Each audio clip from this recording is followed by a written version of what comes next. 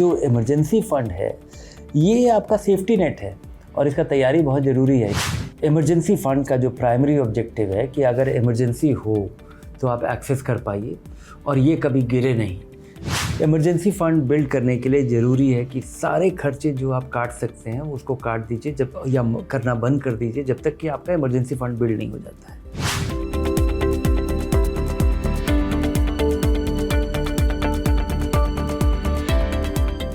नमस्कार और स्वागत है आपका निवेश का बड़ा सवाल में, जिसके नॉलेज पार्टनर हैं मेरे एसेट म्यूचुअल फंड्स।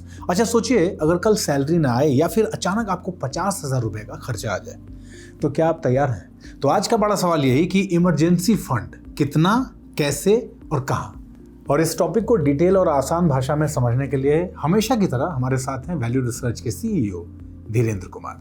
सर स्वागत है आपका। धन्यवाद आपका। ये जो इमरजेंसी फंड है ये आपका सेफ्टी नेट है और इसका तैयारी बहुत ज़रूरी है। ये खर्चे का या रिटर्न जनरेट करने वाला चीज़ नहीं है। अच्छा सर, बेसलाइन सवाल, इमरजेंसी फंड किसी का कितना होना चाहिए?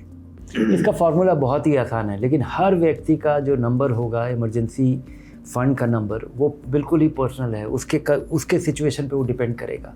आपको हर महीने कितना आप खर्च कितना करते हैं और आपके आमदनी का जो साधन है वो कितना अनिश्चित है। अगर आप फ्रीलांसर हैं, अगर आप कोई कॉन्ट्रैक्टर हैं, आप कमाते हैं, लेकिन किस महीने कितना कमाएंगे? औसतन आप साल में इतना कमाते हैं लेकिन 2-4 महीना आप नहीं कमाएंगे जी। तो आपका ज़रूरत बिल्कुल अलग होगा। अगर आप सरकारी कर्मचारी हैं तो आपका अलग होगा। तो कितनी अनिश्चितता है आपकी आमदनी में, उसके आधार पे आपको निर्धारित करना पड़ेगा कि आपको कितने महीने का खर्चा आपके बैंक खाते में या एक ऐसे ज़रिए में पड़ा हो जो कभी भी इमरजेंसी हो जाए तो आप पैसा निकाल पाइए। बहुत लोग ये तय नहीं कर पाते सर कि एसेंशियल्स क्या क्या है। अब एसेंशियल्स में क्या क्या आता है और क्या क्या नहीं आता है? किराया, EMI, महीने का खर्चा, बच्चे का स्कूल फी, जो पैसा आपके पास नहीं हो और आपका ज़िंदगी अगर डिस्टेबलाइज हो जाए तो वो एसेंशियल है और उतने का तैयारी आपके पास होना चाहिए। और वो 3 महीने का हो कि 6 महीने का हो कि 1 साल का हो, ये आपके आमदनी की स्थिरता पे, स्टेबिलिटी पे डिपेंड करता है। तो इसका निर्धारण केवल आप ही कर सकते हो। दूसरा कि आपके पास कोई क्या प्रिडिक्टेबल या एंटिसिपेट कर सकते हैं इमरजेंसी। अगर आपके घर में वृद्ध माता पिता हैं तो आपका ज़रूरत बढ़ जाएगा जी। छोटा बच्चा है तो वो शुरुआती साल का वो खर्चा बढ़ जाएगा, तो उसका तैयारी करना चाहिए क्योंकि इन चीज़ों की वजह से ही आपका लाइफ डिस्टेबलाइज हो सकता है। अच्छा सर, किसी भी व्यक्ति को अपना इमरजेंसी फंड कितने महीने में तैयार कर लेना है, इसको वो कैसे प्लान करें? इसका निर्धारण पूरी तरह से इस बात पर निर्भर करता है कि आपका आमदनी का साधन कितना स्टेबल है।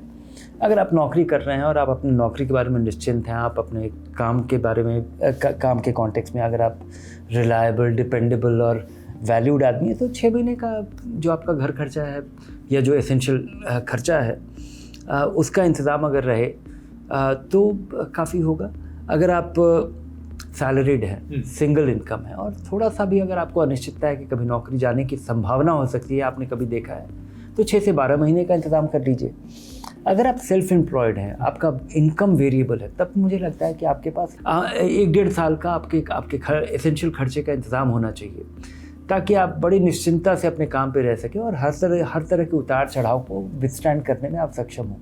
अच्छा सर, कोई व्यक्ति अपने लिए इमरजेंसी फंड तैयार कर रहा है, उसको कहाँ रखे वो? इमरजेंसी फ़ंड का जो प्राइमरी ऑब्जेक्टिव है कि अगर इमरजेंसी हो तो आप एक्सेस कर पाइए और ये कभी गिरे नहीं।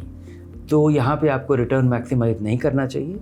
कुछ पैसा आपके बैंक में हो, कुछ पैसा आपके जेब में हो और बाकी पैसा आपका लिक्विड फंड में हो या बैंक के FD में हो जिससे कि स्वीप अकाउंट है, तो आपका ज़रूरत पूरा हो जाएगा। अच्छा सर, अपने लिए इमरजेंसी फंड तैयार करते हुए किन बातों से बचना चाहिए, मतलब what should be your don'ts? Emergency fund में हाथ नहीं लगाइएगा किसी मामूली चीज़ के लिए या नॉर्मल खर्चे के लिए। पहला डोंट तो ये है जी। दूसरा कि वहाँ पे रिटर्न मैक्सिमाइज करने के लिए कोई इक्विटी फंड में पैसा लगा दिए, कहीं क्रिप्टो में लगा दिए, कोई NFO में पैसा लगा दिए, या कहीं आपको लगता है कि कोई बात नहीं पैसा पड़ा हुआ है लगा देते हैं। नहीं, ये नहीं छूने वाला पैसा है, इससे छेड़छाड़ नहीं करना। ये आपके इमरजेंसी फंड के लिए सबसे इम्पॉर्टेंट डोंट है। वो जैसे आप हाथ लगाइएगा और वो डिसिप्लिन भंग हुआ तो ये इमरजेंसी फंड नहीं रहेगा। अच्छा सर, किसी को अपना इमरजेंसी फंड तैयार करना है, जल्दी वो फंड कैसे तैयार कर सकता है और कैसे उसको बना के रख सकता है? इमरजेंसी फंड बिल्ड करने के लिए ज़रूरी है कि सारे खर्चे जो आप काट सकते हैं उसको काट दीजिए जब, या करना बंद कर दीजिए जब तक कि आपका इमरजेंसी फ़ंड बिल्ड नहीं हो जाता है। और दूसरा जो एक चीज़ पे आपको खर्च करना पड़ेगा कि आप हेल्थ इंश्योरेंस खरीद लीजिए। एक बार आप अस्पताल गए तो आप काफ़ी दिनों का इमरजेंसी फ़ंड कंज्यूम ही नहीं कर लेंगे, उधार में चले जाएंगे जिसमें कि आपका ये और पोस्टपोन हो जाएगा। तो हेल्थ इंश्योरेंस और सारे खर्चे काट दीजिए जब तक ये इकट्ठा नहीं हो जाए। अच्छा सर, इतनी सारी चीज़ें अब आपने लोगों को बता दी। अब आज लोगों के लिए होमवर्क क्या है? होमवर्क ये है कि ज़रा 5 मिनट बैठिए और जोड़िए कि आपके घर चलाने के लिए ज़रूरी खर्चा क्या है। ग्रोसरी में क्या होता है, EMI देते हैं, घर का किराया देते हैं, बच्चों का फीस जाता है, जो ज़रूरी खर्चा जो कि आप कम कर ही नहीं सकते जी, ये जोड़ लीजिए। अपने घर में ज़रा सोचिए कि आपके डिपेंडेंट्स कौन हैं, उसके आधार पे अगर छोटे बच्चे नहीं हैं, वृद्ध माता पिता अगर आपके पास घर में नहीं है, तो आपका इमरजेंसी का जो लाइक्लीहुड है या स्केल जो ज़रूरत होगी वो कम हो जाएगा। उसके बाद अपने कारोबार के बारे में, अपनी आमदनी के स्रोत के बारे में देखिए कि आपको कितने इमरजेंसी की ज़रूरत है। 6 महीने की, 1 साल की या 2 साल का। अगर आपका बहुत ही अनप्रेडिक्टेबल आमदनी है, आप कमाते हैं लेकिन कभी कभी आप 6 महीने, साल भर आपकी कमाई नहीं होती है, ऐसे भी बहुत सारे पेशे हैं। तो इस हिसाब से आप इसका आकलन आप खुद ही कर सकते हैं और कोई और आपके लिए नहीं करेगा। और थोड़ा बफर जोड़ लीजिए। ये बफर बच्चों के, वृद्ध लोगों के होने की वजह से हो सकता है या आपके हेल्थ कंडीशन पर डिपेंड करता है। तो आपको अंदाज़ हो जाएगा कि कितना पैसा होने पे अगर कभी कुछ हुआ भी इमरजेंसी तो आपका नींद नहीं उड़ेगा, पैसे की वजह से नहीं उड़ेगा। और ये 3-4 चीज़ के आधार पे आप खुद निर्धारित कर सकते हैं। और जब ये पैसा इकट्ठा हो जाए तो इस पैसे को किसी लिक्विड फंड में, बैंक अकाउंट में रखिए और उधर मुड़ के देखिएगा मत जब तक कि कोई इमरजेंसी नहीं हो। बहुत बहुत धन्यवाद सर इस पूरी जानकारी के लिए। धन्यवाद आपका।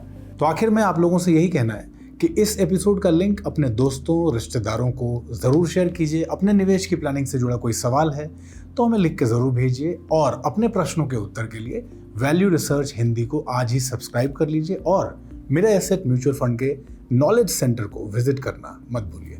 फिलहाल इस एपिसोड में इतना ही। नमस्कार। म्यूचुअल फंड निवेश बाजार जोखिमों के अधीन है। योजना से जुड़े सभी दस्तावेजों को ध्यान से पढ़ें।